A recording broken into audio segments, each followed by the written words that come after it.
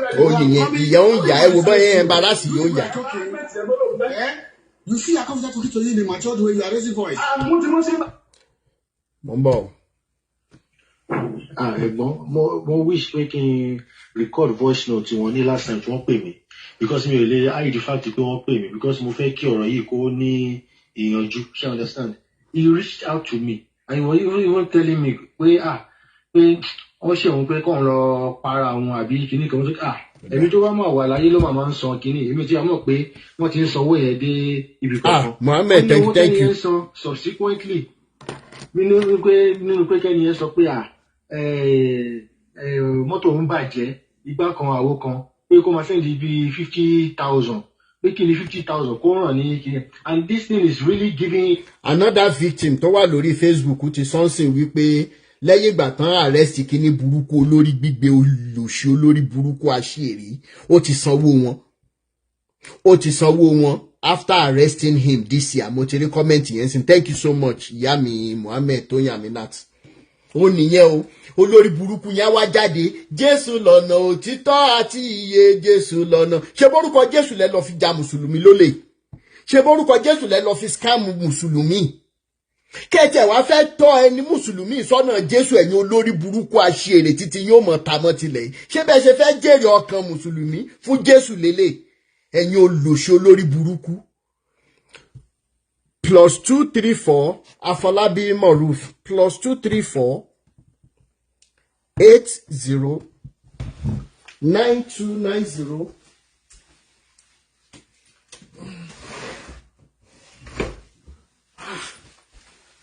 6250 +234 80 9290 6250. Another person tó ti wọlé. Ànímá yìí wọ́n máa gbé ó máa kú sẹ́wọ̀n níṣẹ́.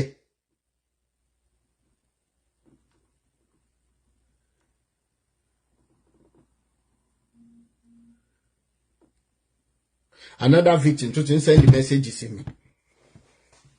Àtẹ̀yìn o àtàwọn tó ń da òróró lé yín lórí tó jẹ́ bàbá yín nínú Jésù yìí. Àti tẹ́mú Jesus yín yẹn ikú gbóná mọ́ pààyàn tọmọtọmọ ẹ̀yin olórí burúkú yìí. Bẹ́ẹ̀ ni another victim 4 million another one tó ti wọlé once in 4 million naira. Ṣé owó yẹn easy láti rí ní Nàìjíríà? Ṣé owó yẹn easy ẹ wá ń forúkọ Jésù ẹ lọ́n fi ń bayé àwọn èèyàn jẹ́ ẹ wá ní pé ká mọ́ sọ̀rọ̀ Jésù ẹ ní pé ká mọ́ bu ẹnu àtẹ́lu Jésù kò ní yẹ yín ẹ̀yin olórí ibu yìí. Thank you so much Tèmi Dayọ̀ Olúgbèmí. Edic. I never knew pé bóyá tìyá ìgangangan ló mú. Fọ́nmi ṣẹ̀rí wọ́n pọ̀ tán ti bayé àwọn tán bayé wọn jẹ́ ti pọ̀ jù mi ò ṣe mẹ́ni tí mò ń sọ. As much as tí mo bá ti as soon as tí mo bá ti rí wọn bá sọ̀rọ̀ tó wá jẹ́ pé bóyá wọ́n mọ̀ wọ́n fẹ́ kàn ṣe ní like the woman is ready to make peace with him kí wọ́n yanjú ẹ̀ kọ́ dẹ̀ ṣe kí ni but for the fact that his picture is online ó tiẹ̀ tún ti wá wọ́n sí because is somebody that tó bá tiẹ̀ tún lọ rí báyìí sí ó lè lọ I'm just telling you bó ṣe wà bí àtúnwọ̀n ṣe wà fragile sí. This man is ready to pay because a máa ń sọ̀rọ̀ gan kì í ṣe from time to time bẹ́ẹ̀ náà ṣe sọ pé ti báwọn sọ̀rọ̀ ti pẹ́ yìí mi ṣáà ti sọ̀rọ̀ nínú oṣù bóyá ìbẹ̀rẹ̀ oṣù bóyá August 1st because August 7th àbí 8th ní bẹ́ẹ̀dẹ̀ wọn àdẹ̀ sọ̀rọ̀ ń gbogbo ìgbà yẹn so bóyá between that time náà ni láti sọ̀rọ̀ last you understand you will give the woman her money you understand tell me as soon as him bá ti reach wọn you understand sir wọ́n máa san owó yẹn èmi ò tí a mọ̀ kí wọ́n ti bẹ̀rẹ̀ sí ní san tí n bá wọn sọ̀rọ̀. Àti ẹ̀ wá fragile ẹni tó ní ọkàn láti ba ayé èèyàn jẹ́ ní àti ẹ̀ wá fragile kó lè pokùnso. ọ̀rọ̀ ti di ó ti kọjá nǹkan tí a lérò and wọ́n dẹ̀ sọ. Ebi ò ń ṣe carcass wọn ṣe understand nǹkan tèmi ń ṣe is what is called loyalty mo loyal sí ẹni because okay ibi tí mo wà lẹ́ni oore ọ̀fẹ́ ẹ̀ ni ṣe understand àwọn yẹn táwọn ń sọ yẹn pé carcass àbí.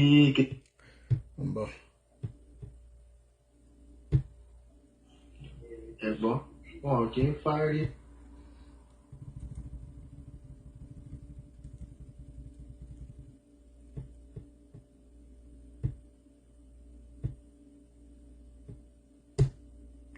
báwo la ṣe máa how did we get here? Ẹ̀yin crooks lẹ kóra yín jọ lẹ ń pera yín ní pastor látòkè délẹ̀ kò wá sẹ́ni tó lè wẹ̀ tó lè yàn kankan Jésù nínú gbogbo níbẹ̀ ṣe pọ̀ tó Nàìjíríà kò sí ẹyọ kan báyìí téèyàn lè fọwọ́ sọ̀yà pé pastor lélẹ̀ lẹ́yìn wèrè.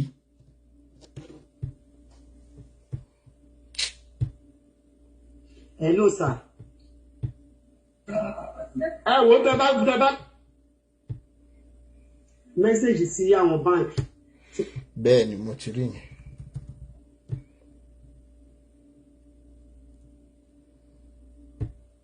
lẹ́yìn olórí ẹgbẹ́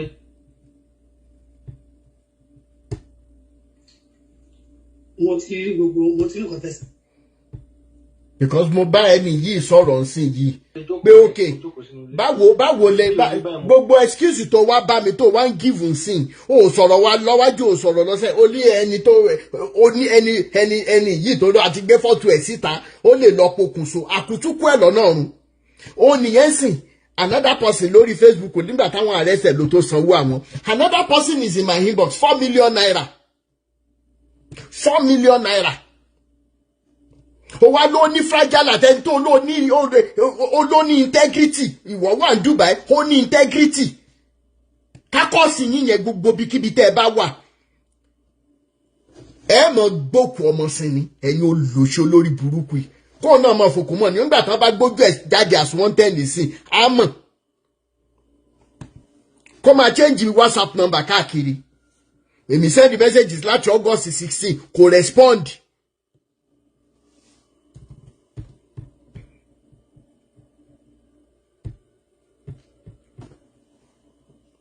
Bọ̀ ẹ wá dúró àwọn tán ti bà láyé jẹ́ ń sìn.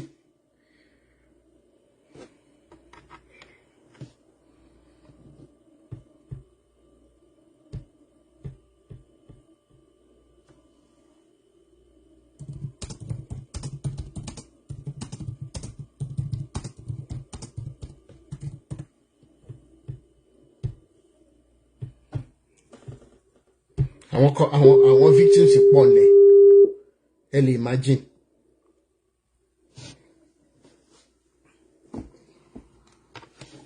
Hello sir.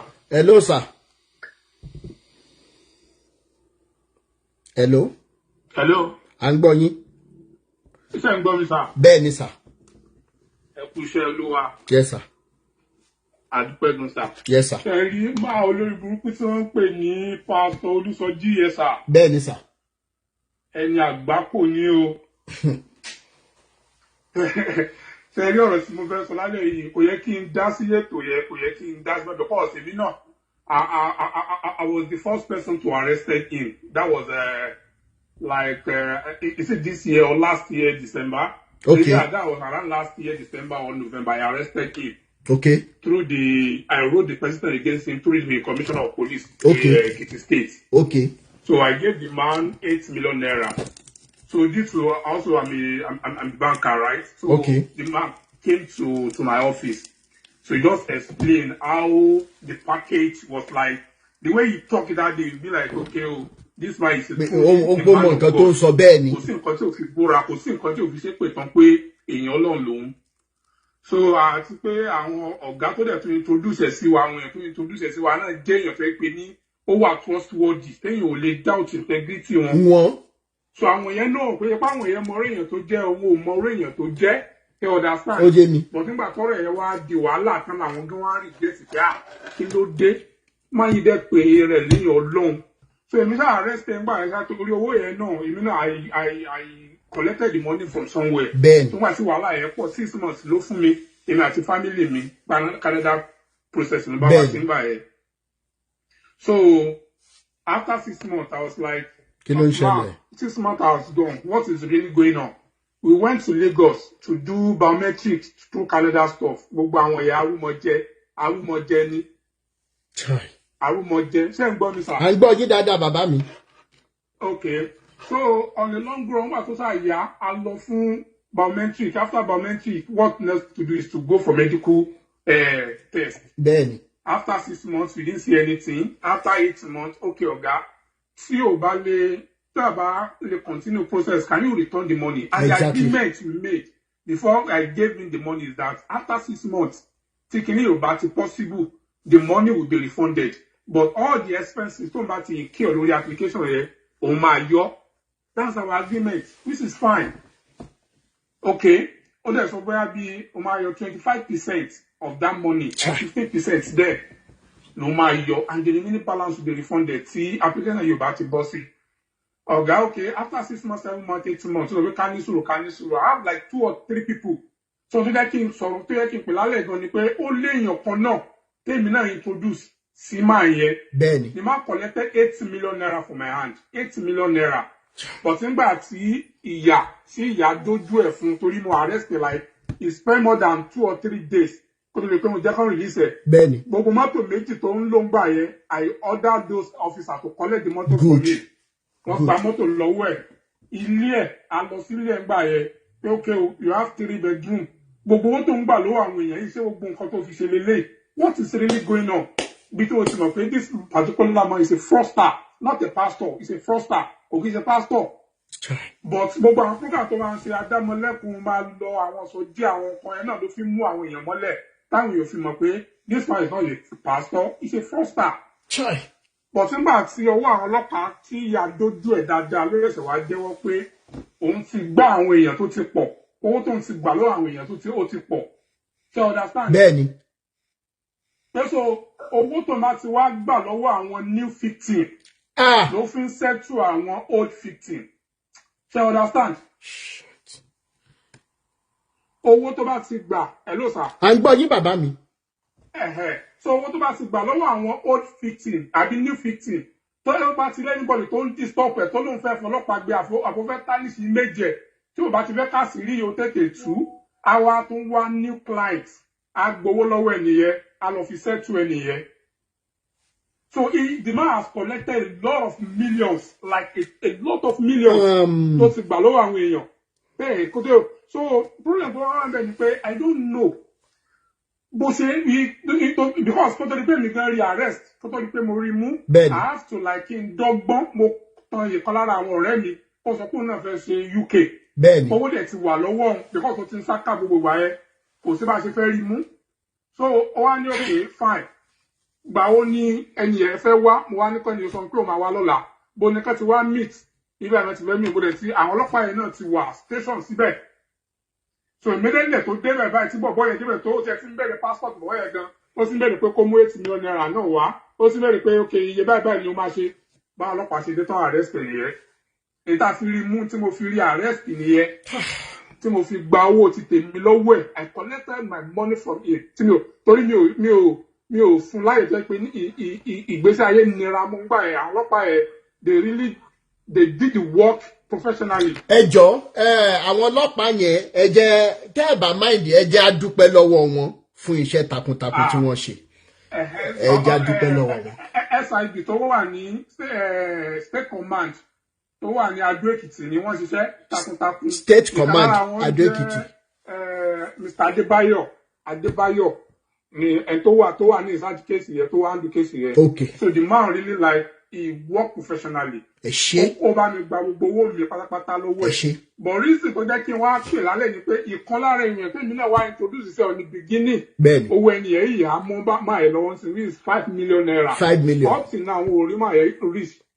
Ẹ jọ̀ọ́ ẹ mọ̀ nǹkan tó ṣẹlẹ̀ tí n bá ti parí ètò tó bá ṣe é ṣe kí n pè yín àwa ready láti owó petition tí àwọn ọlọ́pàá máa bá wa kọ tán máa declare wanted. Ṣòye yín ẹjọ́ ẹ jẹ́ ká ṣiṣẹ́ lé lórí kí àwọn míì má tún fall victim èèyàn bíi 4 5 ọ̀tọ̀ọ̀tọ̀ wà lórí line báyìí tó gbá tí wọ́n rówó wọn gbà so ẹjọ́ ẹ jẹ́ ká jọ ṣiṣẹ́ pẹ̀lú àwọn ọlọ́pàá yẹn táwọn ọlọ́pàá yẹn bá lè ràn wá lọ́wọ́ tá a bá lè kọ petition tí a bá lè declare wanted ẹjọ́ nítorí Ọlọ́run ẹ ṣé bàbá. Kò sí wàhálà máa fọ́ọ̀dù I will try to forward the number because èmi presently náà èmi náà sí Nàìjíríà mọ́. Okay sir. But brother mi tó gbá yẹ wọ́n ìwà Nàìjíríà. Wọ́n dẹ̀ ti make attempts láti release ẹ̀ báyìí for the past a month or 2 months now. Kò sí gbogbo ọ̀nà 5 million naira wọ́n dẹ̀ wà lọ́wọ́ ẹ̀ up to now. Okay kò sí wàhálà máa chat yín tí n bá ti parí ètò ẹ ṣé No bàbá mi. problem. I will forward the officer's number, everything that I need. Okay, I'm sir. ready to cooperate with you, sir. Ẹ ṣé bàbá mi. Ní wá yín tì. Ọlọ́pàá kí náà pè náà kí n lè dúpẹ́ lọ́wọ́ wọn. Mr. Adébáyọ̀ State Command Adó Èkìtì. Ẹ ṣé ọkọ̀ ọba àdàbò ní ṣayín lẹ́sẹ̀. A kàn sí yín lórí ètò. A kàn sí yín tá bá ti ṣe tán. He's not around. I collected money from him. You can mention his name. Ó tún gba owó 4 million lọ́wọ́ ẹnìkan tó ń jẹ́ Alájà Aminat Ṣèyí fún mi. Okay, àwọn ni wọ́n send message. His name is Ọlánipẹ̀kun Jerome. Ó tún gba owó lọ́wọ́ ẹni yẹn náà 4 million naira. Then mo fẹ́ pé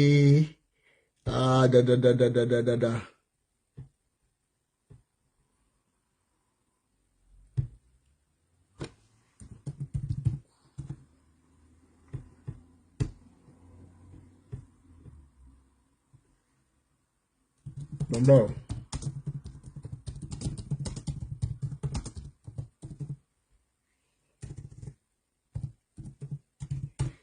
Ṣé ẹ ti gbọ́ báyìí? Ṣé ẹ ti gbọ́ báyìí? Gbogbo ẹ̀yin pásítọ̀, ilẹ̀ máa tutù díẹ̀. Àmọ́ rí yín lórí ẹ̀rọ ayélujára látijọ́ yìí. Ẹ̀yin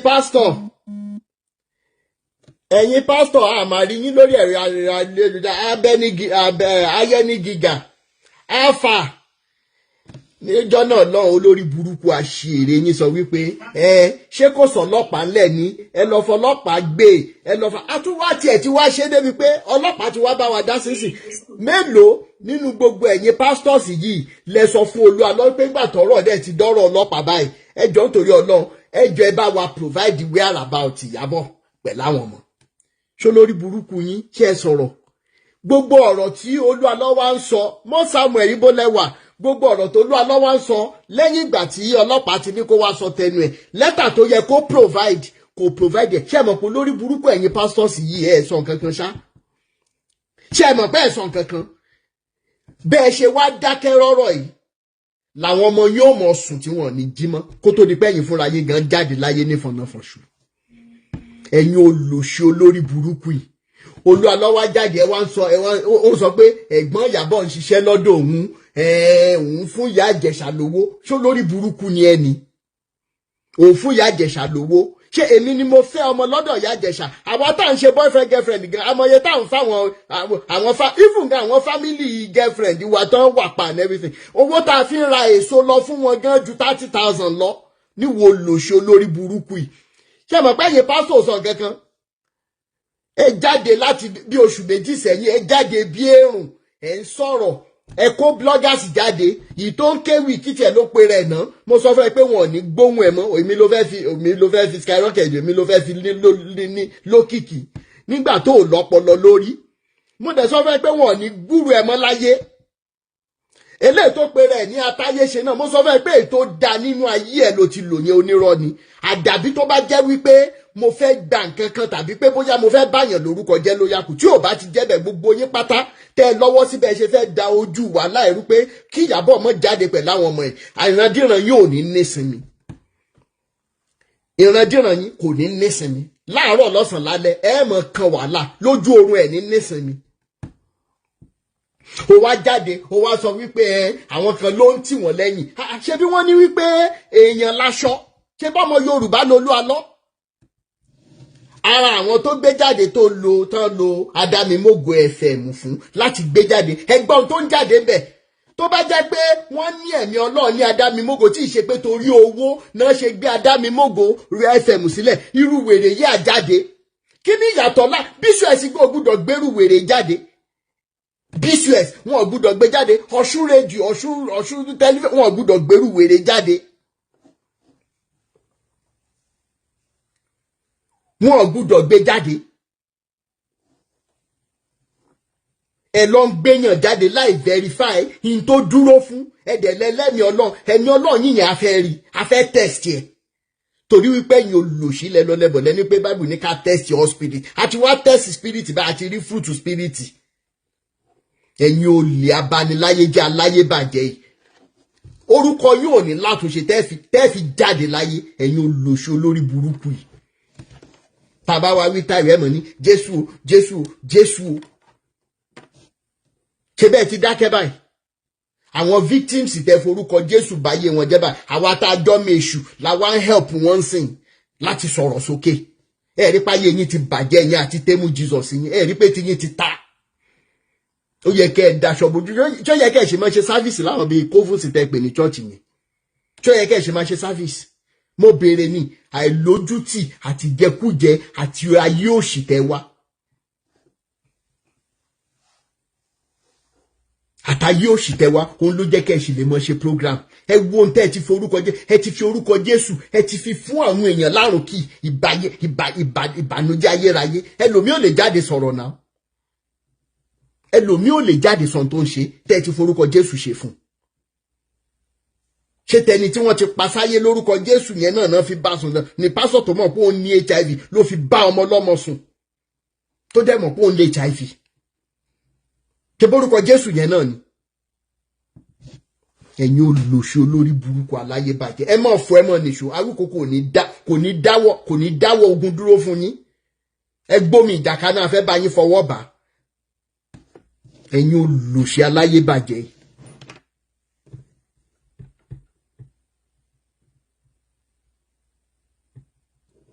Okay. A fẹ́ ṣe program ẹnìkan èèyàn bíi 4-5 ti jáde pé ó tún gbowó lọ́wọ́ ẹ̀yin náà gbọ́n kan tó sọ nítọlọ́pàá. Àmọ́ ṣiṣẹ́ wọn á declare wanted. Mo ti ẹ̀ gbàgbé pé kí ní kí ọ̀nkú yẹn bá mi dárúkọ orúkọ kí náà ń pè náà.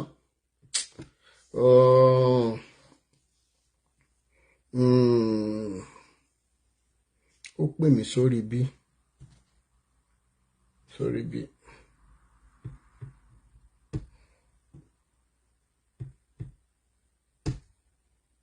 Hey, please down question. Okay. This same person, no, they say visa and what's the Louis. You understand? And so many more like that. You understand? According to this, my me, the power of me, go to share with me, bro. But I show ready láti sọ owó lówó. Ọlọ́run bá ń gbọ́ ẹni already pé mo kàn rí picture wọn tó bá yẹ kí wọ́n yẹ kí rẹ́ẹ̀nì bá sọ̀rọ̀ ni ẹ máa mọ̀ pé ẹni yìí. Mo sẹ́ndì mẹ́sẹ̀gì sí kò gbé kọ́ọ̀lù ìyá yẹn mo ti blọ́ọ̀kì ìyá yẹn mi náà sẹ́ndì mẹ́sẹ̀gì sí kò lọ mọ́. Ṣé ẹ lè líkẹ́ mi yẹn mọ́ mi kájọ bá sọ̀rọ̀ báyìí kájọ ṣe payment plan kí ibẹ̀ lọ yọ fídíò yẹn kúrò kí má ṣe live fídíò mọ́. Ọlọ́run bá ń gbọ́ èmi gan mo ti mẹ́sẹ̀gì ẹ̀ báyìí sìn kò sí ní online ni mo dẹ̀ èmi kàn fẹ́ mo mọ̀ pé wà understanding wọn ló jẹ́ kí n fẹ́. Understanding. Ó yé mi tẹ ẹ̀yin fẹ́ ṣe bí peacemaker tó rẹ́ni tẹ́ mọ̀ ní. Ṣé ẹ lè fọwọ́ sọ̀yà wípé ni ó san owó yẹn padà? Ṣé rí ẹni tó sọ kìíní tó bá jẹ́ pé bẹ́ẹ̀ ó ti ṣàlàyé fún mi pé àwọn kankan ó ṣẹlẹ̀ ó ṣe understand but due to àwọn nǹkan tó ṣẹlẹ̀ ẹ mọ̀ pé ọlọ́wọ́ yẹ kí nǹkan tí àrò kó ba nǹkan tí àrò jẹ́ ṣe understand pẹ̀lú orúkọ pé ó ń pe orúkọ ọlọ́run mọ́ mi àbí kìíní ó lè jẹ́ nǹkan tó yẹ pé ó jẹ́ kí nǹkan tó kìíní ó ṣẹlẹ̀ ṣe understand ẹni tí mo dẹ̀ sọ yìí èmi gan mo lè tọ́ ìkéwò nǹkan tí mo lówó ń sìn mo lè sanwó mo lè fáàtì fún ẹni tí ń sọ kí ẹni bá wọn pè mí àti ẹ tájọ ń sùn tájọ ń jí tájọ ń jẹun ni. Bàbá mi ìṣe mi wà àfà inú mi dùn pé ẹ máa wo program mi pé mo máa ń kọ́kọ́ lọ bá wọn pé nǹkan báyìí ṣẹlẹ̀ tí wọ́n bá dẹ̀ ti ṣẹ̀tọ́ ní ilé sàn kankan mọ́ ń pa ẹ̀. owó ìyá yẹn gbúdọ̀ jáde tí n bá lè rí assurance kó tó di 8 PM Nigeria time pé owó yẹn máa jáde màá lọ púlù fídíò yẹn wálẹ̀ àdẹ̀ ní ṣe live video lé lórí. mi mọ nọ́mbà wẹ kí ni mo lọ́wọ́ ẹ̀sìn because I have tried to message him because èmi gan mi ò ní fẹ́ kí kìíní kó escalate ju báyìí lọ. torí ẹ̀gbọ́n kí n má parọ́ tán yìí irú ìyá tó lọ fẹ́ mo mọ̀ pé ìta owó ló ka lára but irú ẹni tí mo sọ yìí ṣe kẹ́lẹ́ bá mọ̀ pé kì í ṣe bóyá ó ní ọkàn líle tó bá rí irú fídíò báyìí sìn ó lè lọ pokùnso. Kó má bàa pokùnso ẹni tó gba 10 million lọ́wọ́ ẹ̀ tí ò bá lọ sọ̀rọ̀ mọ́ jẹ́ ẹni yẹn tó bá pokùnso ń kọ́ wà sentimental náà ṣó easy láti raise 10 million yẹn fi rora yẹn yín tẹ̀wá ń Dubai gan ṣó easy ni. èmi kàn sọ ni pé kí owó wọn kó lè jáde náà ní ṣe understand wọ́n ní ojú àgbà yóò sàn ju ẹ̀yìn àgbà ìwé ẹ̀yìn. ó dà at the end of the day kí ló dé tó block ìyá kí ló dé tí ó respond sí ìyá for months. ìyá àgbàlagbà ni ìyá tá à ń sọ yìí náà. Ìwọ tó ń sọ̀rọ̀ yẹn gan-an. Bàbá mi ìyá àgbàlagbà ni ara wọn ni wọ́n jọ ṣiṣẹ́ ni. ká máa wá fún wọn lówó ká wá lójọ fún àwọn fẹ́ jẹ́ kí láìpù bẹ́tà lẹ́rìí kéèyàn wá gbówó yẹn sá lọ. Dubai lẹ́wà ń bẹ̀ yẹn yín náà mọ bá a ṣe ń ṣiṣẹ́ lẹ́yìn òkun kò sí nǹkan kan àgbẹ̀ mánéjì ní nà. Ọ̀gbẹ́ni yẹn wọ́n jọ ń ṣiṣẹ́ ni. Bẹ́ẹ̀ni láti lè sọ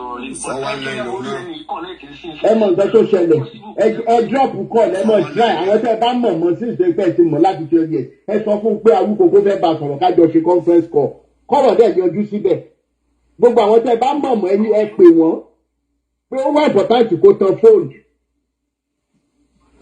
30 minutes péré ló kù tí mo ní mo ti send message sí láti bóyá bí ọ̀sẹ̀ mẹ́ta kẹ́lẹ́ mọ̀ wípé mo máa ń like free and fair hearing. láti ọ̀sẹ̀ kẹta mo lè send copy message tí mo send sí sí ní ìparọ́. tó bá jẹ́ pé èmi ò bá mọ̀ ni èmi ò wò pé kó tó di pé ẹ gbé picture jáde báyìí torí wọn ò gbà wọ́n ti wá sáré gbé picture sí pé àwọn olówó lọ. kẹ́ ẹ lè mọ̀ pé mo ti try ẹ lọ ṣe gbogbo court ẹ bá máa méjì kí èsì Nàìjíríà tó lù màá máa dúró dé ìlú mo sì wà ní ẹ ṣe kà. kò gbẹ́jẹ̀ nìkan dá gbogbo ilẹ̀ ti gbọ́ báyìí mo fẹ́ ní time àbí mi fún láti August 16. Ó lè ní gbogbo wọn. tọ́ máa bá ọ̀rọ̀ eléyìí ò tiẹ̀ lera wọ́n á declare wanted káwọn ẹlòmíì mọ́ bá kó sí lọ àwọn tó bá dẹ̀ ti kó sí lọ́wọ́ náà bóyá irú ilé tí ọ̀gá ọlọ́pàá lọ yẹn ànẹ́bí nígbà tán bá gbé ta wọ́n á ṣe àwo yẹn ní percentage fún gbogbo àwọn victims tó bá jáde tó lẹ́fídẹ́ǹsì lọ́wọ́ àárí jù bẹ́ẹ̀ lọ bóyá nǹkan tá a máa ní láti ṣe nìyẹn. ẹ jẹ́ kí n kọ́kọ́ gbé Tọ́pẹ́ Tósìn Owólabí ṣẹ̀ wá bẹ́ẹ̀ Tọ́pẹ́ Tósìn Owólabí ẹ jẹ́ bá mi on mute. Bàbá mi àbẹ́ ìtúnlé lè ta tún gbọ́ lálẹ́ báyìí. Ẹgbọ́n pọ̀ bẹ́ẹ̀ mo máa sọ kinní kan fún àwọn èèyàn wọ́n rò pé mo fi kábùkù àwọn tó wà ní Nàìjíríà wọ́n máa rí àwọn èèyàn ò mọ Ọlọ́run kò sẹ́ni tó mọ Ọlọ́run Nàìjíríà ń tanra wa ni wọn ò mọ Ọlọ́run mo máa ń sọ àwọn èèyàn rò pé bóyá kinní kan wọn ò mọ Ọlọ́run ẹni tó wá fẹ́ mọ ẹni tó mọ Ọlọ́run tó wá sí ìlú òyìnbó wá rí ibi tó ti mọ Ọlọ́run nítorí lọ mọ Ọlọ́run mo ní nǹkan mẹ́ta lọ́lọ́run sọ fún wa pé ká máa ṣe ó ní ẹni tí ebi ń pa ó ní ká fún lóúnjẹ ó lẹ́ni tó rí òwò ó ní ká faṣọ bò ó tún sọ ẹlẹ́ẹ̀kẹta ó tí èèyàn bá ti lè ṣe nǹkan mẹ́ta yẹn Ọlọ́run ló kó ti mọ Ọlọ́run nìyẹn ṣùgbọ́n àwọn èèyàn wọ̀nyí wọ́n túyàn sí òhò wọ́n gbaṣọ lára èèyàn wọ́n tún fi ebi pààyàn nǹkan mẹ́ta yẹn ni òun ló lè jẹ́ kí àwọn ìjọba wa wọ́n ti mọ̀ pé nǹkan táwọn pásítọ̀ wọn ń ṣe náà nìyẹn àwọn ìjọba náà ò ṣe gbàgbọ́ náà ṣe rẹ́dí àti ṣe kàkà. Bẹ́ẹ̀ni. torí pàtẹ́bá ní millions of followers tó jẹ́ pé lè dà sí ìgboro lọ́jọ́ kan tí gbogbo tíjọba mọ̀ pé wàhálà ti dé wọn ò ní ṣe torí pé wọ́n fún wọn ní owó wọ́n fún wọn ní waivers. ìjọ́rí tí àwọn kìnnì wọ̀nyẹn ló jẹ́ pé owó tax tó yẹ kán san ní airport wọn ò kì í san for donkey years. Bẹ́ẹ̀ni. ọ̀sán ṣé kí àwọn prophet wọn ó lè ẹni tó bá tẹ̀sí pé ẹ̀ prophet nínú wọn babalá olè mo ní àwọn prophet tí wọ́n jẹ́ ọ̀rẹ́ mi prophet tó 15 tí mo mọ̀ mo ti mọ̀ wọ́n over 30 years ago tí àwọn ìgbéwọ̀n professor ẹ̀ fún mi rí ọ̀rẹ́ ni wá. nígbà tẹ mọ́ra yín. yes àwọn kan kì í ṣe ní ìlú Ìbàdàn yẹn tí bá dárúkọ méjì nínú wọn ẹ máa mọ̀ wọ́n ní ìlú Ìbàdàn wọ́n professor ẹ̀ fún mi rí kò dẹ̀ sí atrocity wọn tí mi ò mọ̀. ṣebí kan mo gbé wá tó gba 60 million lọ́wọ́ èèyàn mi kan tí mo ẹgbẹ́ ẹ̀rọ yín náà mo gbé wá. bẹ́ẹ̀ni bẹ́ẹ̀ni sà. 60 million lọ́wọ́ ọmọ obìnrin tó yẹ pé ó lọ́mọ mẹ́ta lọ́rùn ó dẹ̀ jòkó tì láàrin oṣù mẹ́fà ó dẹ̀ gba 60 million lọ́wọ́ ẹ̀.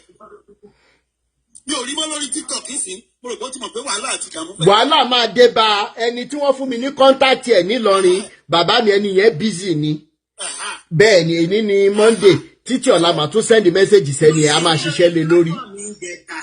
wọ́n ṣe lórí platform yìí jẹta. ó ń yọ. ó wà lórí platform yìí jẹta. mo ṣe láìpẹ́ oúnjẹ táwọn máa bẹ̀ lórúkọ ẹ̀. ó lè babaláwo lè ní wọ́n. Ọláyínká something.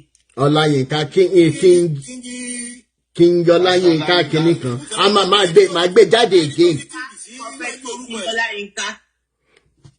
máa gbé síta again. mi ò rí bó ti ń wá látọjọ́ yẹn tó bá ti ń sọ̀rọ̀ kí bá kó lè sí abẹ́. ẹ mọ wulẹ̀ ẹ mọ yọra yín lẹ́nu ẹni wọ́n máa declare àwọn náà wanted sẹ́. wọ́n máa declare àwọn wanted gbogbo báyìí mi ò fẹ́ bí òkè ẹ̀jẹ̀ kàtíyèsí ẹ̀jẹ̀ fẹ́ ṣe ni ó ti ní ìgbésẹ̀ ìròyìn ẹ̀jẹ̀ mi náà tuntun pé. ok ìkọ́kọ́ gbòbí tí èyí máa yẹ wọ́n gbọ́dọ̀ declare wanted bẹ́ẹ̀ wá kiri torí olè ni wọ́n. bẹ́ẹ̀ wọ́n ṣe ń ṣe nìyẹn. àwọn ọlọ́pàá máa ràn wá lọ́wọ́.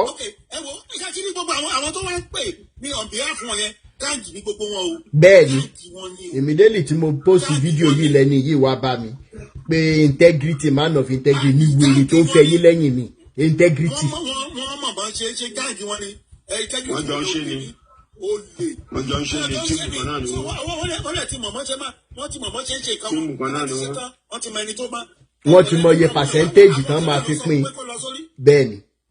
ẹ̀sálì àwọn ọ̀fẹ́ náà ló sọ fún pé kó lọ sórí rédíò kó máa ráwọn èèyàn gbádùn. ó tún wá jórí rédíò àdámimógo wọ́n fẹ́ ba Olúalọ́ lórúkọ jẹ́. ṣolú alẹ́ gan ọ̀dẹ́ báyà lórúkọ jẹ́ ayé ẹ̀jẹ̀ bàjẹ́. orúkọ wo ni gbogbo wọn ní. orúkọ wo ni Olúalọ́ ní. wọ́n fẹ́ ti Nàìjíríà ó lè ló pọ̀ jù nù wọn ó lè. mo ṣèdí lákèkìtì ní. tọ́ bá ta Olúalọ́ ní 20 naira wọn nílà lẹ́kìtì mo jẹ̀ gbé ni. àní tí 90% àwọn tó ń pera wọn ní pásítọ̀ àti kìnìyàn tó bá jó lè ẹjọ́ gbọ́ làwọn 10% ìbò yòókù fẹ́ kú. ó sún mi o. so ó ṣe jẹ́ nìyẹn. ẹ ṣé bàbá mi ẹ ṣé a máa declare ẹ mọ̀ wọ̀rí a ṣiṣẹ́ yẹn papọ̀ ìní ni Monday ọ̀sẹ̀ náà ni ṣe gbọ́ a máa sọ̀rọ̀ ẹ ṣé Apostle Káyọ̀dé ẹ jẹ́ kí n gbé yín sókè sà. ẹ gbé mi sókè o ẹ pọ́ ọjọ́ mẹ́ta o. ìjọ kan pẹ̀lú sà báwo ni Johnny yín sà. àdúgbò ọ̀ mo lọ jẹyán lẹ́kìtì ní o. mo lọ fi tíṣẹ̀tì fàájà mo fi dà wọ́n rú. ó bẹ́ta nílùú mi níjẹ̀rọ. ó bẹ́ta. wọn náà lọ pé bàbá bá ọmọ ṣe ní báwo mo ṣe rí. wọn ní báwo mo ṣe rí mo lẹ́yìn kérésì náà bá wa. ṣe rí àwọn pípọ̀ ẹ rí pé ó ti rẹ̀ wọ́n. ó ti rẹ̀ wọ́n. kí a mọ̀ pé tẹ́lẹ̀ tá a bá ń ṣe program báyìí àìmọye pásọ̀ náà máa jáde wá tá a bẹ̀rẹ̀ sí ṣàlẹ́jì tá a máa gbọ́ kékeré ká máa gbọ́ ẹnu kékeré. ó ti rẹ̀ wọ́n. nísìnyí wọ́n ti rí pé Olúalọ́ tó ń tì lẹ́yìn wọ́n ti rí pé tàkúté ti mú ẹsẹ̀ tàkúté onígàmúgàmú tó máa mú ọ̀yà yẹn ó ti mú lẹ́sẹ̀. àwọn ọlọ́pàá máa tú sírí ẹ̀ investigation ń lọ lọ́wọ́. bẹ́ẹ̀ni. ọmọ yẹn ìyàwó yẹn àtọmọ mẹ́ta yẹn gbogbo ayé ló máa rí nǹkan tó fún wọn ṣe àárí.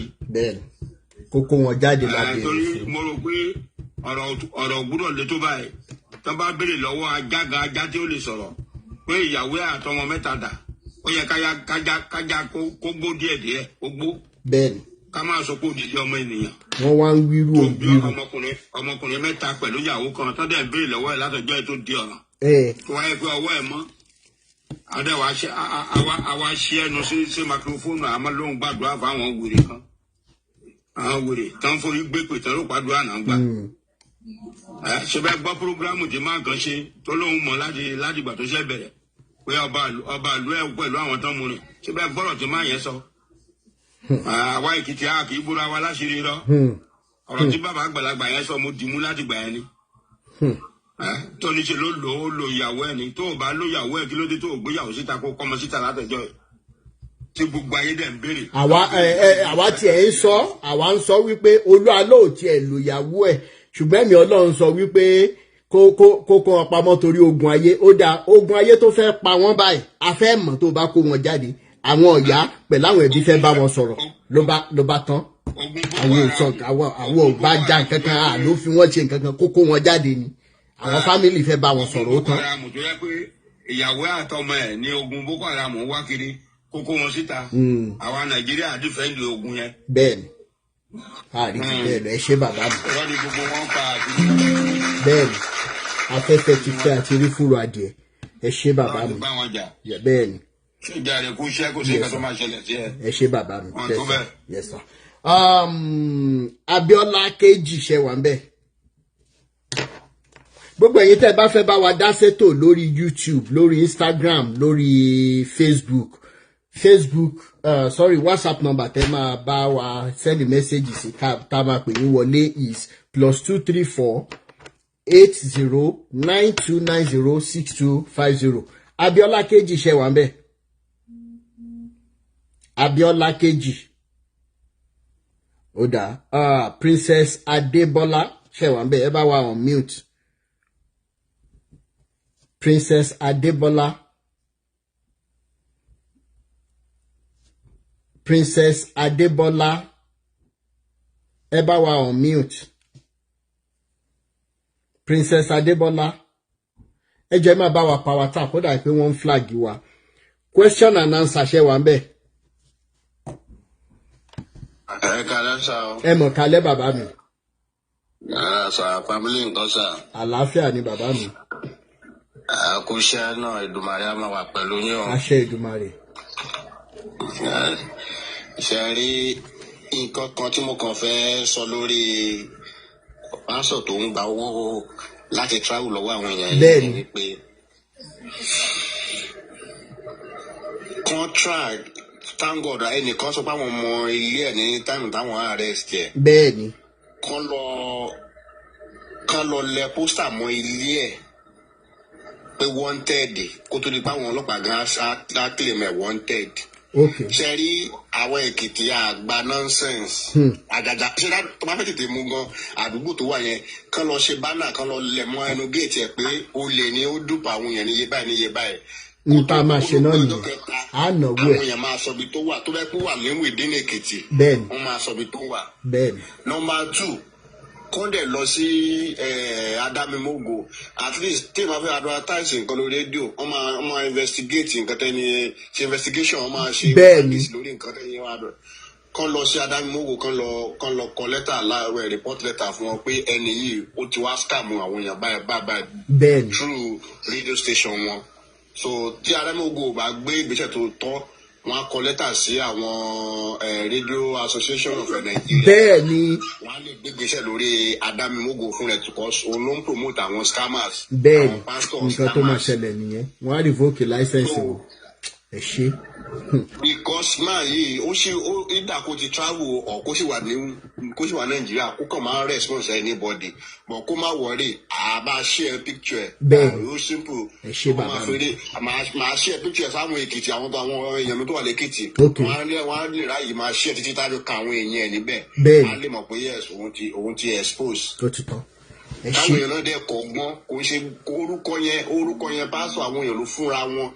Àwọn tí tó ní ẹ̀mí Ọlọ́run gan wọn ń pariwo síta humanity and love ní nìkan ní ẹ̀sìn tó tọ́lọ́run tẹ́wọ́ gbà àmì pastor àmì prophet kò gbé wọn débi wọn kan ó fi ń kó bá wọn ni àwọn èèyàn tó ń sá lọ bá wọn tó pé wọ́n ń pera wọn ní pastor ló kàn ń kó bá wọn ni àwọn èèyàn kọ́ gbọ́n náà. Bẹ́ẹ̀ni. Imagine ọ̀pọ̀ ń béèrè pé ọ̀rọ̀ Olúwa ló ṣe dé dúró yìí last program tó ṣe rí bó tó ṣe pọ̀ ní program ẹ̀ tó yẹ tó ń sọ̀rọ̀ pé ẹnìkan tí àwọn tó fa obìnrin fóun tó bímọ fóun kò lè sọ pé ìyàwó òun àwọn tí wọ́n ń ṣe ìránṣẹ́ Ọlọ́run gan wọ́n á sọ pé ex-wife mi wọ́n á sọ pé former wife ex-girlfriend mi kò lè sọ pé ex-wife mi kò lè sọ pé ìyàwó mi kò lè sọ ó ń jà ló ń lo Yorùbá yẹn wọ́n ní mo ṣògùn owó ni wọ́n ní mo ṣe kinní kan ni àwọn èèyàn dẹ̀ sì ń lọ sí gbogbo wá ọ̀nà ajẹ́ káwọn èèyàn kan sọ jí. Ojú máa ṣí ojú máa là. Ojú máa là bàbá mi àwa là ní jẹ́ kó sú wa àwa là ní jẹ́ kó rẹwà ẹ ṣé bàbá mi ẹ ṣé ẹ ṣé. My hope of glory. Ẹ kálẹ́. Ẹ mọ̀ kálẹ̀ ìyá mi. Ṣé prophet máa ṣe visa ni? Ó sú mi. Ẹ lọ wáṣẹ́ ṣe tọ́lọ́hùn bá pẹ́ yín ẹ lè pèrà yín. Tí ìdá máa fi dúpọ̀ àwòyàn àwọn èèyàn gan ṣé prophet ní embassy ẹ fẹ́ travel ṣé ẹ mọ̀ lọ embassy àbí kẹ̀kẹ́ jókòó kẹwo website àwọn ìlú tẹ́ bá fẹ́ lọ how to process your travelling how to do this gbogbo ẹ̀ ló wà bẹ́ẹ̀ ṣé prophet mọ̀ nípa travelling yìí tó lè pé wọ́n gba 10 million anointing wọ́n gba 8 million anointing wọ́n gba 4 million. Anointing. Wọ́n gba 4 million, wọ́n gba 10 million, wọ́n gba 20 million. Ẹ̀gbọ́ ṣe bí ẹni tó ní tó bá rí ó máa pokùnso ó bẹ́ tà kó lọ pokùnso bọ́kó tó pokùnso yọ sanwó àwọn olówó. a máa bọ́lọ́pàá sọ̀rọ̀ lórí ẹ̀ wọ́n máa ràn wá lọ́wọ́. kó tó pokùnso sanwó àwọn 8 million 5 million 4 million tó gbà ó àti 20 million sanwó wọn tán tó bá dẹ̀ ti sanwó wọn tán ayọ̀dẹ ó lè lọ pa ẹ̀ kó máa lè ṣó lọ́rùn kó lọ dúdú dé wa ó dàbọ̀ sá. ẹ ṣé bàbá ẹ ṣé ìyá mi thank you so much. Light up tẹ wà ń bẹ.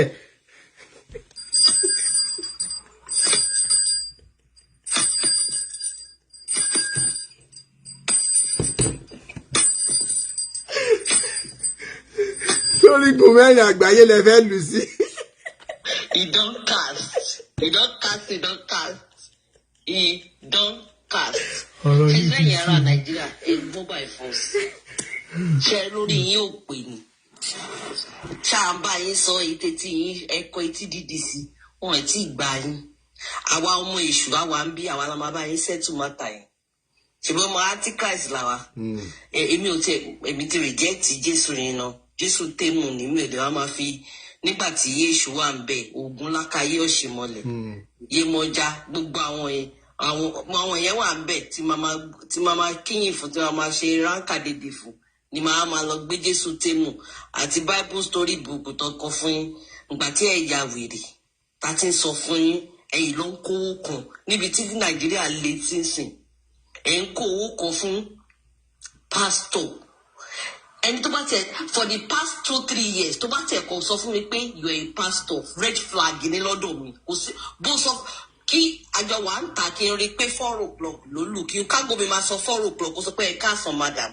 Máa ìtún wo aago yẹn, màá lọ gbá aago yẹn again pé ṣé aago yẹn ṣiṣẹ́ àná. Ṣé pé mo yóò há sí 4 àárọ̀? Anybody that comes to you now, I come in the name of the Lord. Tó bá ti ń gbọ́, I come in the name of God. 419. Logo wọn nìyẹn. If you have that mindset, Ọlọ́run ò ní rẹ̀ nígbà ẹ̀. Ní Nàìjíríà tàwa sí. We only have pastors that are good 1%. So you know how difficult it is. Látòkè délẹ̀, látàdébóyè désàlẹ̀, gbogbo pátá olè ni wọ́n. Bẹ́ẹ̀ni. Olè ni wọ́n, whether you want to take it or not, olè ni wọ́n. So, Adanimogo station sọ pé bóyá kó lọ report, I will make it official, but they are aware of this scandal. Pé wọ́n wà aware yẹn rọ ni mi believe it. Do you know how many scandals that is happening in Nigeria every day? Àwọn ará church dẹ̀ ló ń bá yín. Àwọn ará church ló ń bá yín. Àwí fún bọ̀dà dọ̀pẹ̀ mú sìn.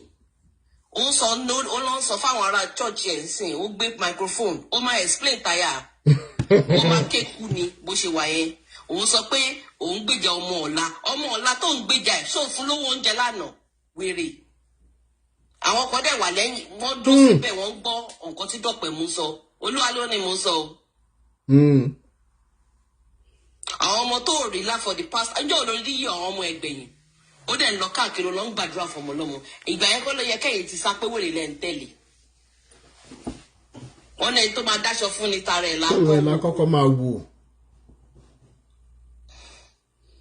ẹ̀yin tí ò ní family tó wá ń pray fún family tí ó rí pé 0/10 ló mú bọ̀ òfo ni kò kọjá gbogbo àdúrà tó ń ṣe kò kọjá ẹnu ẹ̀ iwájú ẹnu ẹ̀ òfútù bá ń tẹ́. Àwọn oníṣẹ̀ṣe wa tó ń gbéṣẹ́ tó ń gbágbára lé wọn lọ́wọ́ ẹ kú iṣẹ́ sà o ẹ kú iṣẹ́ kò ní jẹ́ gbogbo ẹ̀ wọ́n máa dàrú wọ́n máa dàpọ̀ mọ́ wọ́n máa dàrú mọ́ yín gbogbo yín lójú ni. àṣẹ òótọ́ ló máa lékè. àwọn tó gbé agbára yẹn fún yín wọn ò fi ṣèkà dáadáa ló fi ń ṣe nítorí náà la ṣe dè ní I will respect them. Bẹ́ẹ̀ni. Bẹ́ẹ̀ni. Nígbà tá a ń lo gbogbo àwọn agbára ìlú ò bàjẹ́ báyìí.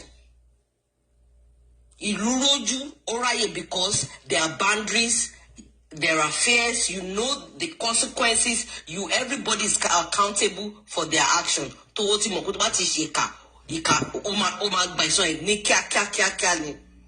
So people know they don't want to Gbogbo ita enso yen faja level la ma ba yin gbe lo. Bẹ́ẹ̀ni. Faja level ni pé so se bi picture e to se ri le ni kékeré lórí yan gbe sí lórí gbogbo page wa. Nba ti bá wọn lọ́pọ̀ Èkìtì yẹn sọ̀rọ̀ will swing into action. Then official ton ta to tètè down. We are telling you right now because we know you are listening to us. You are there, you are listening. About our gang gbogbo àwọn team yen a mọ̀ pé you are listening to us. We are going to get your family's picture. So today, ìyàwó ẹ̀ tó fine yẹn àtàwọn ọmọ yẹn àbáyín paste orúkọ gbogbo face wọn ló máa wá ta. Tó bá bí yàrá ìyàwó ẹ̀ dá kó máa sọ fún ẹ pé kó lọ dáwó lówó padà. A máa bẹ́ẹ̀ drag ẹ̀. Àbá ṣe ń pè ẹ́ lẹ́nìí. Ṣé à ń sọ fún ẹ sí o tètè máa lọ wọ́wọ́ lówó? We will drag you. Ṣé gbogbo ẹ̀yin ta yín yọ picture yín jáde tí àgbẹ̀ picture ìyàwó yín jáde? We are going there. Àti picture àwọn ọmọ yín. Àti ti ya yín àti bàbá we will drag. Bẹ́ẹ̀ni ó ti di dragging by bẹ́ẹ̀ni. We àwọn akọrin olè ẹ kì í gbé olè o. Olè. Ẹ kì í gbé olè o. Àbàbà afọrin sí ẹ kì í gbé olè. Bàbá ṣe máa àná ogun okú jẹ́rìí àwọn tó fẹ́ make owó lórí yìí ṣé wọn báwo wà make owó àwọn bloggers tó fẹ́. Àwọn bloggers máa gbé. Wọ́n fẹ́ la gbé fi Sita fún wọn. Bẹ́ẹ̀ni àwọn ògbówó bẹ́ẹ̀ni. So ní síbi kò sí tó bá pamọ́ sí olè làwọn máa pè é. Only ṣe abẹ́ drag ẹ̀ ṣé wọ́n pè ẹ̀ wọ́n náà busy àbí ó wà nú ẹ̀mí 16 days ó jẹun wọ́n wá ní pé ó fẹ́ commit suicide ìwèrè jalè tọwọ́ ló fẹ́ commit suicide seriously. Ẹ lè imagine bí géèmù náà wá play fún mi tó bá rí fọ́tò ẹ̀ níta ó máa kọ ó lè pokùnso ta ló yẹ kó pokùnso èyí náà gbọ́rọ̀ yẹn. Ó ṣe kàtàn wá sọ pé òun sùn lọ́wọ́. Ẹ jẹun wo. Wàá jẹ àjẹkù ìyàlẹ́ ó jẹ. Bẹ́ẹ̀ni. Àtọmọdé ìlú àti Ìgbò àtàwùsá la máa bẹ́ẹ̀ pín picture ẹ̀ fún. Tó o bá dánwò lówó padà. Standard Silver Line International lórúkọ company tán fi ń gbà àwọn èèyàn. Standard Silver Line International àwọn orúkọ tí ò kí ń lè táwọn ará Èkìtì ò ní lè kó papọ̀ wọ́n ní àwọn ilé company wọ́n rí lè. Má wọrí mi ní sọ ikọ́ ẹ̀ta pẹ́fẹ́ sí yẹn RD máa pè yín ṣé o ní company name wà á wọrí abẹ́ place ẹ̀ dáadáa àti orúkọ ẹ̀ àti ìyàwó ẹ̀ àti ṣoṣo ìyàwó ẹ̀ bó ṣe fáyẹ̀ tó bó ṣe fẹ́ yín lẹ̀ tó ṣe bó ó ń jẹ ẹ̀bà ó ń wọnú ó ń gbé mi àbí ó máa há ẹ lọ fún. Prophet Evangelist Babalọlá ẹ send a request o. Ẹ ṣe ìyá mi. Ọba bí anybody dá kó wá sókè kó wá sọ fún wa pé a máa ti ṣe bẹ́ẹ̀ máa ṣépè fún yàrá ìjà olúwẹ̀. Ẹ ṣàjẹ́ ti ní sílẹ̀ lókè bẹ́yìn. Ẹni ẹlẹ́ni tẹ́tí sí ìdánwò nǹkan. Ẹ̀rù kẹ́ tó ṣèkà. Àní we will be dealing with you. Kí gọ́ọ̀mẹ̀ntì orí wọn ò fẹ́ pé láti máa dín pẹ̀lú àwa máa ṣe fún yín lórí. Gọ́ọ̀mẹ̀ntì gan ti máa ó ti di dandan kí gọ́ọ̀mẹ̀ntì máa ràn wá lọ́wọ́ báyìí.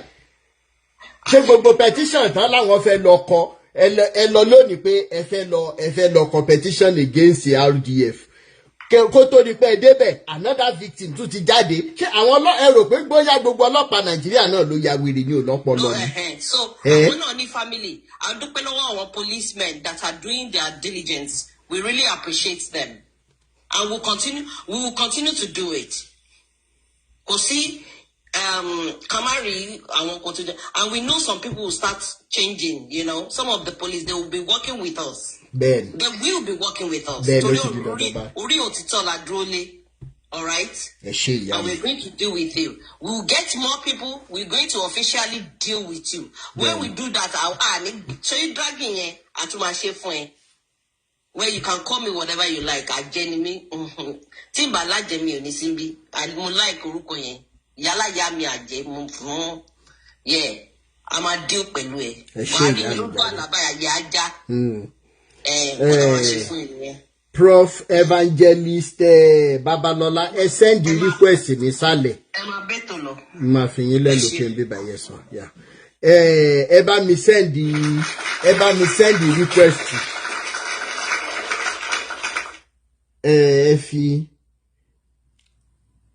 brother Rotimi, ẹ fi ayé yín fún Jésù. Ṣé tí n bá gbáyé mi gan wá fún Jésù bá lọ́wọ́ tàwọn ẹ̀? Ṣé Jésù gan ṣó rọ́wọ́ gba ayé mi? Iná òde ní jó Jésù lọ. Jésù 419 wo ló ń bá ká? Jésù fúnra ẹ̀ 419 ni. Níbi tẹ́ ti bá yé Jésù jẹ̀dé, repair ni Jésù máa wá káàkiri báyìí. Prophet Evangelist Balola, ẹ bá mi send a request. Jésù yẹn ò sí o, but tó bá tiẹ̀ wà, kò lè wá sí Nàìjíríà. Do you know what you are practicing then? You think you are practicing love? Ṣé love lẹ́ ń pè nǹkan tó yẹ? Ẹ ṣe jàre, ẹ má dà wọn lóhùn. I'm preaching truth, love and humanity wọ́n sọ Jésù. Best life share one bed.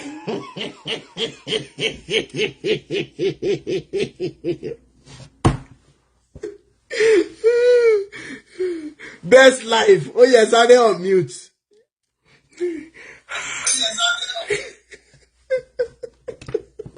Ẹ má bínú jàre, network ẹ ló ń disturb mi. Okay.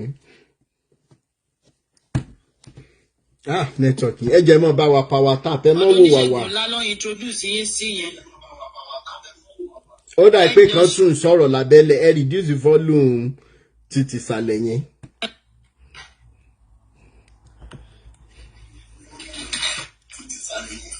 Ṣé ń gbọ́ mi? À ń gbọ́ sìn. Hello. Shit. Ẹ jẹ́ máa bá wa power tap. Ọgbọ́n àgbà ṣe wà ń bẹ̀. Mo wà ń bẹ̀ wá. Bàbá mi dáadáa, mo mọ̀ pé ti lọ látàárọ̀ ẹ kú àtàárọ̀ báwo ni iṣẹ́ lénìí. Ọ̀rẹ́ mi díẹ̀ gbọ́, mo padà wá sínú prógámù. Bẹ́ẹ̀ni. Kí n tó sọ̀rọ̀ náà, adìẹ wá ẹ ti ń fọkọ̀ bò kí lẹ fi àwọn Èkìtì pé ààrẹ lè mọ. No, mo ní ẹ má bínú, mo ní wípé wọ́n lọ wá àwọn orúkọ ńláńlá tí wọ́n fẹ́ fi fún àwọn ará Èkìtì lópọ̀. Irú ọ̀rọ̀ wo nìyẹn? Torí tó bá jábẹ́kúta ni Abẹ́òkúta ó ti mọ̀ pé scam lórúkọ ẹ̀ bá dé o kíní kan silver line yìí silver line lélẹ́yìí. Ará Àbàdàn gan ìyá Àbàdàn gan ò gbúdọ̀ gọrú orúkọ báyìí. Ṣẹ́rí nǹkan tẹ́lẹ̀ máa sọ RD. Yes sir. Èmi ò lọ́rọ̀ láti sọ ní orí afẹ́fẹ́. Okay. Màá mẹ́sẹ̀jì yín. Okay sir. Màá dẹ̀ fún yín tó abẹ́yìn tó lè tírèkì kéèsì ẹ̀. Okay. Tọ́wọ́ pé àwọn ẹ̀wọ̀n ní kan tí wọ́n no mercy ni wọ́n kò dẹ́sí kan tó kàn wọ́n. Okay. Àwọn dẹ̀ ní kò sẹ́yìn tó mọ̀ RRS ní but. Okay. Àwọn RRS yẹn dẹ̀ ní àwọn méjì ni mo lè sọ pé kẹ́ bá sọ̀rọ̀ láàrin wọn. Okay. Tí wọ́n dẹ̀ máa fún ní bẹ́ẹ̀sì kan tá a bá fẹ́. Kò sí kan tó kàn wọn kan pásítọ̀ kò sí kan tó kàn wọn kan babaláwo kò sí kan tó kàn wọn bọ ọkàn ẹni bọ. Ó ti tó wọn. Àwọn dá dúró kéré pé bọ̀t mi lè máa sọ̀rọ̀ lórí orí afẹ́fẹ́ ń bìbọ̀ máa. Ó yé mi ẹ mẹ́sẹ̀gì mi ẹ jọ̀ọ́ nítorí Ọlọ́run ẹ já sọ̀rọ̀ tẹ́mi gan bá tiẹ̀ ti ṣe tẹ́mi gan fi mẹ́sẹ̀gì lẹ̀ fún yín kéèsì tẹ́ bá ti sùn. Ẹ má wọlé kò sú ara màmá yìí. Ẹ ṣé bàbá mi. Bó ṣe yẹ kó máa lọ nìyẹn ìtúsílẹ̀ látòrí RDA gbogbo ẹ̀yin tó ń fọlọ́ ọwọ́ lágbá lójú ẹ mọ̀ bọ́ ẹ jáde wá ó yá best life ká tún try again bá a gbóhùn sókè Ọlọ́run jẹ́ kí network yẹn dúró. Jésù gbàlà Jésù wòsàn ará ọ̀rẹ́ wa tọ̀wọ̀ oyin mọ́mọ́. Jésù tẹ̀mù. Ẹ bá ti gbórí wọlé ọwọ́ fún wa tẹ̀lé bọ́ sí lẹ́rọ̀. Oníṣègùn ńlá wà ń bí 410 ẹ máa bọ̀ 419 business available in churches. 410 business ọwọ́ wọn ló pín sí bó ṣe kó yín kẹ bí kíní tó fi ń polówó close up lẹ́yìn yẹn aṣọ oníṣẹ́ ibi tó báyìí ni. Ẹ̀ńgbà tó tiẹ̀ ní dáàdì fẹ́ pokùnso tá.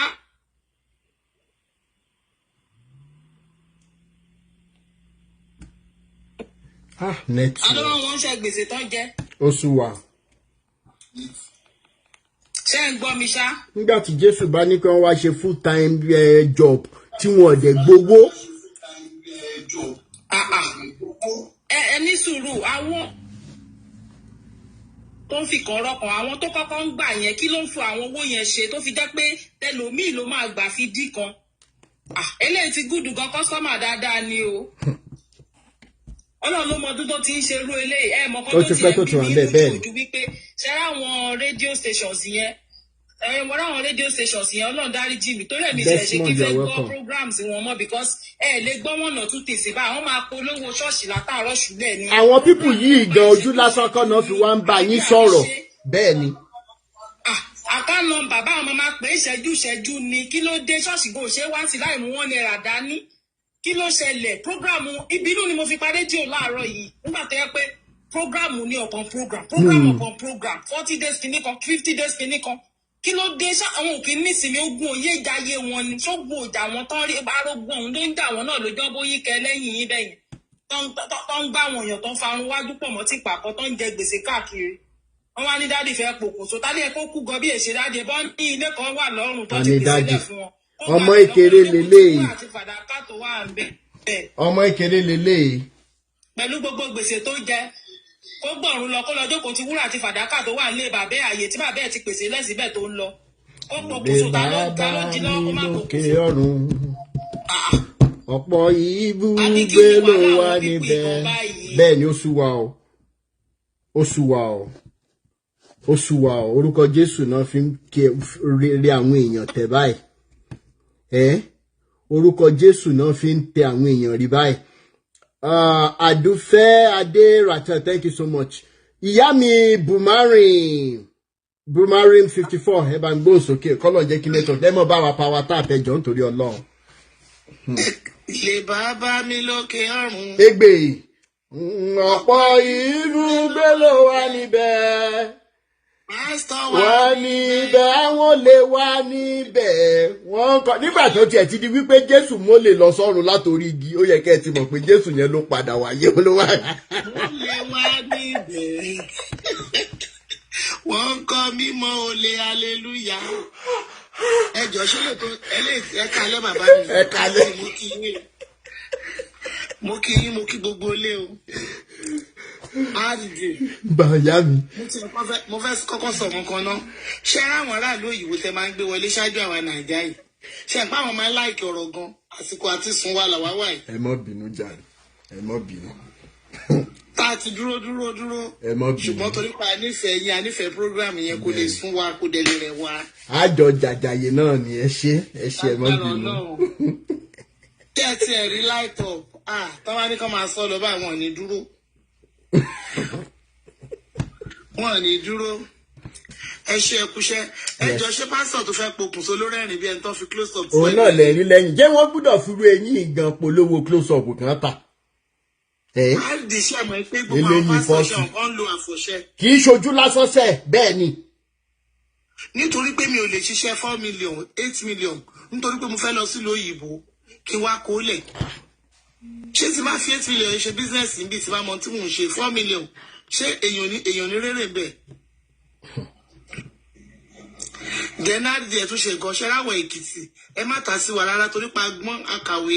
Èkìtì wà lára àwọn tó kàwé jù Nàìjíríà náà lọ́rọ̀ yín ṣe wá ń yà mí lẹ́nu báyìí tó bá ti wá dọ̀rọ̀ Jésù báyìí wọ́n ti fi Jésù kó yín lómi ọbẹ̀ náà ni. Jésù yẹn ni ṣé nǹkan tó ṣẹlẹ̀ ni pé àwọn CAC yẹn àwọn náà ti wá sẹ́kìtì náà ti wá kó wa lómi ọbẹ̀. Ẹ lè rí wọn kán gbàtà aláṣọ funfun rẹpẹtẹ lẹ́kìtì yẹn ṣùgbọ́n tó bá ti jẹ́ pé àwọn tó gbàjà méjì yẹn àwọn náà gbàgbọ́ jù àwọn náà mọ orúkọ Jésù pé orúkọ Jésù wọ́n dẹ̀ fi ń ṣiṣẹ́ ẹbí ni. Ẹ wo pásítọ̀ Olúwa lọ́ọ̀sì tó ní òun fẹ́ gbà wọn kan lọ kóòtù la máa ti lọ pàdé gbogbo wọn wá ṣàlàyé ìyàwó òun tó gbẹ ara pásítọ̀ náà nìyẹn tẹ́rù ń tẹ̀lé o. Ó náà sọ pé òun lo ìyàwó àkọ́kọ́ ó lẹ́yìn tó sọ bẹ́ẹ̀ òun àti àpàdé ní kóòtù àwa sọ ilé tóun ti fẹ́ ìyàwó àkọ́kọ́ kó tó di pé òun fẹ́ kejì. Bẹ́ẹ̀ oríṣiríṣi ọ̀rọ̀ là ń gbọ́ ilé náà tún wá gbowó lọ́wọ́ gbogbo àwọn èèyàn lóun pásítọ̀ ìránṣẹ́ Ọlọ́run ó wá lóun fẹ́ pokùnso ẹjọ́ sanwó olówó tán kó tó pokùnso. Ó sú wa o. Àkútúkú ẹ̀ lọ́nà ọ̀run. Ó sú wa o. kẹrí nǹkan tó máa ṣe Èkìtì tolerate nonsense ó ṣe yìí o jìbìtì wọ́n ti hate ẹ̀ ṣẹ́rí nǹkan tí ọkùnrin àkọ́kọ́ yẹn sọ tó ní kán lọ ṣe pósítà àmọ̀pọ̀ máa fà wọ́n lọ́lọ́pàá lọ́wọ́ ṣùgbọ́n ní àdúgbò tó ń gbé yẹ kán lọ yẹ̀yẹ́ ẹ̀ náà. ó ti di dandan báyìí. kán lọ yẹ̀yẹ́ ẹ̀ kán ṣe pósítà tó ti fẹ́ yín kẹ́ yẹn tó wọṣọ blue yẹn kán lọ yà kán kọ orúkọ ẹ̀ kán kọ gbogbo atrocity tó ti commit kán kọ gbogbo ẹ̀ sí kán jẹ́ kó mọ̀. ṣẹ́rí ẹnìkan tó sọ̀rọ̀ kan lẹ́ẹ̀kan ṣẹ́rí lórí rédíò lóòótọ́ àmọ́ wọ́n ṣe lè bá wa sọ fáwọn tó ń advert yẹn ṣùgbọ́n owó wọn làwọn fẹ́ gbà kò sí nǹkan tó kàn wọ́n they are for business. bẹ́ẹ̀ni. tí church 20 bá gbé iṣẹ́ wa they are ready to do it because inú ẹ̀ làwọn ti máa jẹ náà ti máa gba salary. bí àǹtí yẹn ṣe sọ lẹ́ẹ̀kan ẹ̀ lè lọ church láì mówó dání owó ni owó ìní ṣáá èmi ò rí wọ́n ti wá àwa máa pe àkáǹtì nọ́mbà kò sí church tí ò lá àkáǹtì nọ́mbà báyìí kò sí church tí ò lá wọ́n máa ti ṣe program kékeré wọ́n á pe àkáǹtì wọ́n ṣe church program wọ́n á pe àkáǹtì ní service wọ́n á pe àkáǹtì ẹ wò gbà sí COVID-19 wà ṣọlọ́run ọlọ́run ò pa wá mọ́nu lé náà. ibẹ̀ gan ló yẹ kó tí ìgbà yẹn pé bóyá kì í ṣojú lásán ṣó yẹ kí àwọn ọmọ Nàìjíríà ṣe máa fall victim fún àwọn empty promises àwọn bàbá rádaràda ṣó yẹ. COVID-19 yẹn ibẹ̀ ló yẹ kó lè mọ̀ pé ọlọ́run wà láì lọ church bẹ́ẹ̀ni láì ṣe anything ebi ò dé pàwọ́ àdé ń jẹun bẹ́ẹ̀ni àdẹ̀dáwó wa síbì kankan nígbà tó tún káwọn kan lára wọn tún ṣe online kínní kan máa dáwó ní online àwọn tó ti lówó tán láwọn ṣe ilé epo àwọn ṣe oil and gas wọ́n ti kọ́ oríṣiríṣi ẹ́stéètì àwọn pásítọ̀ tá a lè dárúkọ tó ń pọ̀ àwọn láwọn pásítọ̀ àgbà wọ́n ṣe online wọ́n ń gbowó wọ́n dẹ̀ láwọn ń sin ọlọ́run náà nìyẹn